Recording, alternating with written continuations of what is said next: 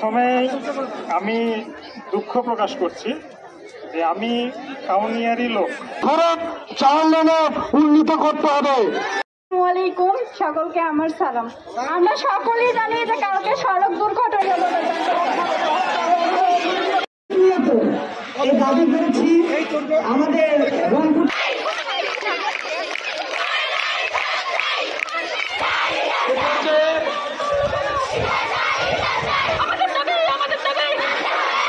দুজন মারা যান, সড়ক কিন্তু প্রস্ত নয়, বেশি দুর্ঘটনা মারা গেছে। আবার কালকেও ছিল না।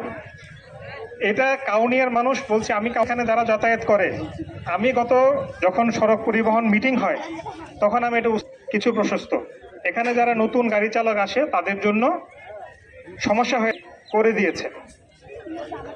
তো এরকম তার জন্য সবসময় কাজ করে যাচ্ছে। এখন যে দাবি, প্রত্যেকটা দাবির সাথে আমি একমত এবং এগুলো যত দ্রুত আমি সর্বোচ্চ চেষ্টা করে যাব, ইতিমধ্যে করেছি।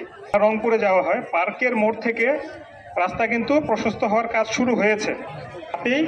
আমি রোডসের এক্সএন মহোদয়ের সাথে কথা বলেছি, রোডসের এসডির সাথে কথা বলে আমি নিশ্চিত হয়েছি খুব শীঘ্র, অতি দ্রুত এই রাস্তার কাজটা শুরু হবে।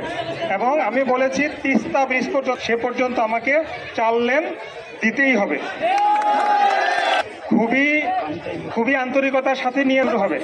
এবং আমি এটাও বলেছি যে আমার অগ্রগতি হয়ে থাকে কাজের, তো আমার কাউনিয়া অংশে কাজ দ্রুত শুরু করার জন্য আগামী ডিসেম্বরের মধ্যে রাস্তা কাজ কবে শুরু করবে সেটা আমার কনসার্ন। আমি বলেছি আমাকে ডিসেম্বরের মধ্যে, আমার এভাবে একের